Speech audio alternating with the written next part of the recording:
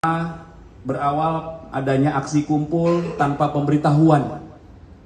Ya, aksi kumpul tanpa pemberitahuan tanggal 25 Agustus di depan gedung DPR MPR RI yang berujung ricuh.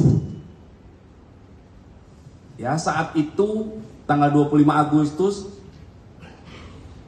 berlangsung juga aksi yang damai menyampaikan pendapat dari elemen mahasiswa, dan sudah kami sampaikan bahwa terhadap yang menyampaikan pendapat kami laksanakan pelayanan, pengamanan, aksi menyampaikan pendapat dalam bentuk unjuk rasa ataupun demonstrasi. Pada aksi yang berujung ricuh yang sama sekali tidak diawali dari proses penyampaian pendapat, jadi datang langsung ricuh. Ya, Polda Metro Jaya telah melakukan upaya pengamanan 337 orang. Sehingga situasi saat itu tanggal 25 kondusif. Kemudian terhadap massa yang diamankan dilakukan pendataan, pemeriksaan urin, komunikasi, pemisahan dengan klaster anak. Ya, anak adalah yang berusia di bawah 18 tahun. Kemudian dilakukan konseling terhadap anak dengan mengundang stakeholders. Tahapan saat itu sudah kami jelaskan, mengundang KPAI, dinas terkait, kemudian mengundang orang tuanya, kemudian menghubungi pihak sekolahnya, dan keesokan harinya atau setelah dilakukan tahapan-tahapan itu, anak-anak ini dikembalikan ke orang tuanya, ke keluarganya masing-masing. Kemudian di tanggal 25 itu diperoleh fakta bahwa ada 202 anak, 26 mahasiswa dan 109 warga yang datang karena terhasut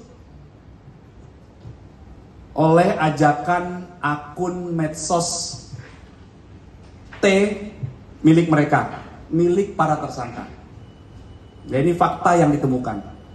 Kemudian dari informasi tersebut, Satgas Gakum Anti Anarkis PMJ melakukan analisis.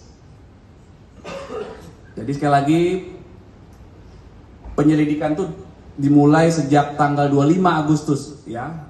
Ini rekan-rekan juga harus paham, beberapa hari sebelum proses penangkapan tersangka. Dilakukan analisis akun yang memberikan hasutan, ajakan kepada para pelajar untuk melakukan aksi anarkis, menyebarkan flyers yang berisi kata-kata "kita lawan bareng". Di situ juga ada hashtag "jangan takut". Kemudian ada caption di bawahnya, "polisi butut, jangan takut". Ya, kemudian berawal dari data tersebut, Satgas Gakum Aksi Anarkis PMJ lebih intens melakukan monitoring akun-akun yang memiliki aktivitas ajakan kepada pelajar, dan puncaknya pada tanggal 28 Agustus terjadi kembali aksi anarkis. Kemudian untuk memastikan situasi kondusif, Satgas Gakum ini kembali melakukan upaya-upaya kepolisian mengamankan setidaknya ada 794 perusuh, di mana kembali aksi anarkis terjadi dan didominasi oleh pelajar anak yang seharusnya melakukan kegiatan belajar mengajar di sekolahnya masing-masing. Saat itu kami menyampaikan di lapangan, di lokasi secara bertahap, jam 8:30 ada 100 sekian yang sudah diamankan, anak-anak di jam belajar, rekan-rekan.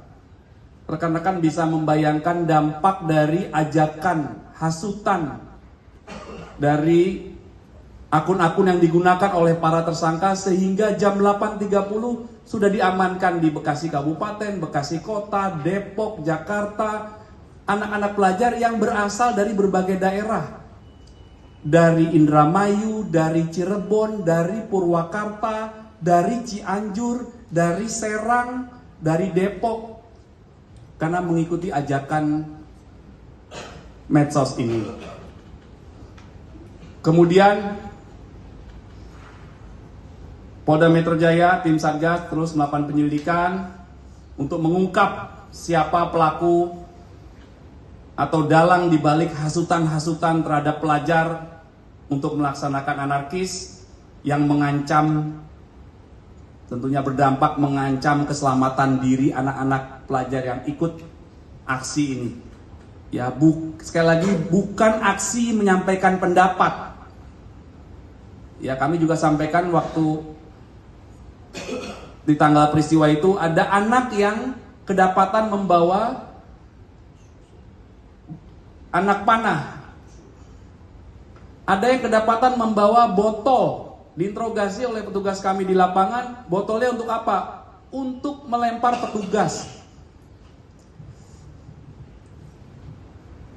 Kemudian dari hasil penyelidikan, maka Satgas Gakum Aksi Anarkis telah menemukan dugaan peristiwa pidana tentang hasutan, kemudian mengajak anak, menyebar kabar bohong yang menimbulkan kerusuhan.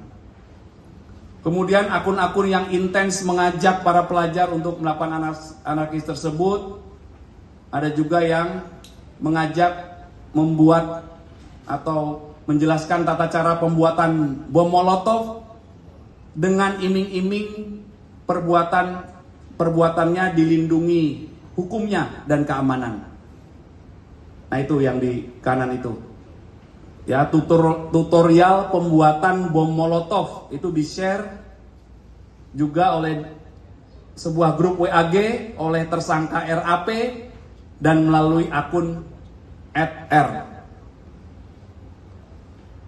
Ada juga beberapa pihak yang masih dilakukan pendalaman terkait memberikan iming-iming imbalan uang dengan rentang nominal Rp62.500 hingga Rp200.000 bagi anak-anak dan dewasa yang mau hadir melakukan aksi. Kemudian tahap selanjutnya yaitu penyidikan. Jadi meningkat dari awal penyelidikan, yaitu pendalaman terkait peristiwa apakah diduga ada peristiwa pidana. Setelah tahapan dilakukan, meningkat ke penyidikan, berbekal 4 alat bukti, diantaranya ada keterangan saksi 22 orang, kemudian alat bukti surat, alat bukti petunjuk, ditambah keterangan ahli, maka penyidik memiliki keyakinan untuk menetapkan 6 orang tersangka yang sudah kami sebutkan tadi. Ya, dengan persangkaan pasal 160 KUHP dan atau pasal 87, junto pasal 76H, junto pasal 15 Undang-Undang Perlindungan Anak dan atau pasal 45 A ayat 3 junto pasal 28 ayat 3 Undang-Undang ITE. Dengan ancaman pidana pasal 60, ancaman pidananya 6 tahun. Kemudian Undang-Undang Perlindungan Anak pasal ancaman pidananya 5 tahun. Kemudian Undang-Undang ITE ancaman pidananya 6 tahun.